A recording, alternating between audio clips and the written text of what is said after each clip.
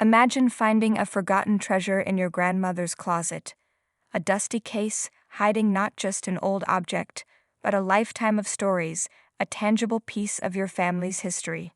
For one lucky guest on PBS's beloved Antiques Roadshow, this dream became a reality.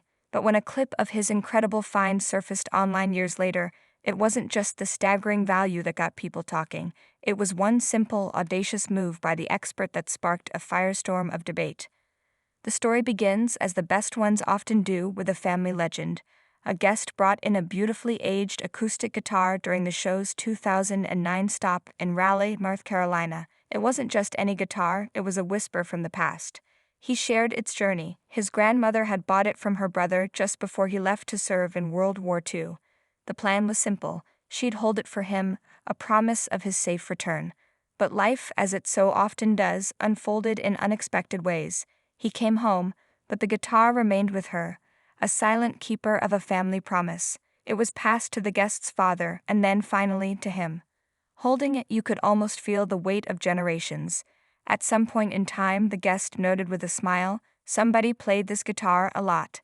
Enter James N. Baggett of Mass Street Music, an expert with a kind face and a deep reverence for his craft. He took one look at the instrument and his eyes lit up. "Well, there's a good reason that they played it," Baggett said warmly, "because this is a great guitar." This was no ordinary instrument.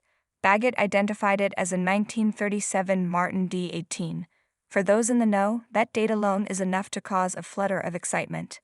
This guitar comes from what they call the golden era of guitar making at the Martin Guitar Company, he explained.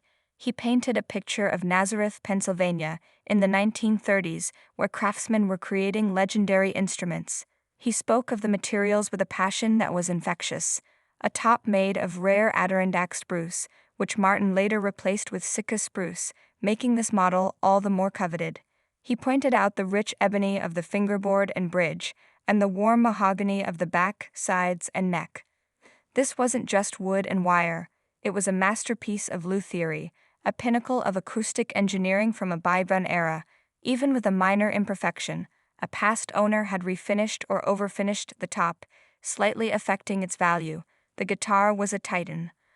All in all, Baggett concluded, a 1937 Martin from this era is considered one of the most desirable guitars for bluegrass, folk musicians, so this is a great thing. And then came the moment. After carefully inspecting the guitar, Baggett gently, almost tenderly, turned the tuning pegs. He wasn't just an appraiser, he was a musician connecting with an instrument. With a delicate touch, he brought the strings back to life, and then he strummed it. A single, gentle chord rang out, and for a fleeting second, the studio was filled with the rich, resonant voice of 1937. It was the sound of history. Fast forward to today. The show posted this heartwarming clip on their Instagram account as a sneak peek for their Vintage Raleigh 2025 episode. In our modern world of instant reactions and digital town squares, the beautiful moment took on a new life. And that's when the controversy began. One viewer, watching the clip, zeroed in on the expert's strum. They typed out a comment that would become the spark for the entire debate. Condition affects the value. Proceeds to pick it up and play it. The implication was clear. How could an expert who had just spoken about preserving value risk damaging a five-figure artifact by playing it? It was a valid, if pointed, question. For collectors of fine art, rare books, or ancient artifacts, the number one rule is often, do not touch.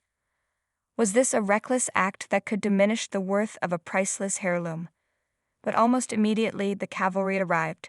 A wave of fans, musicians, and history lovers rushed to the expert's defense, and their arguments were just as passionate. And what did that do to the condition of it? One user shot back, challenging the original criticism. Another added a crucial detail: "You are correct." He tuned it and proved it sounds wonderful. The debate wasn't just about one man playing one guitar. It tapped into a much deeper philosophical question. What is the purpose of an antique? Is it an object to be preserved behind glass, a silent testament to a time gone by? Or is it a living piece of history, meant to be experienced, used, and loved?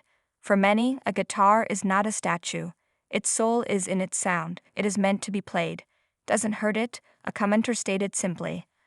Another elaborated, I actually love when the experts play an instrument on air. Shows their knowledge and talent, and you get to hear history. That last line resonated deeply. Hearing that chord was like opening a time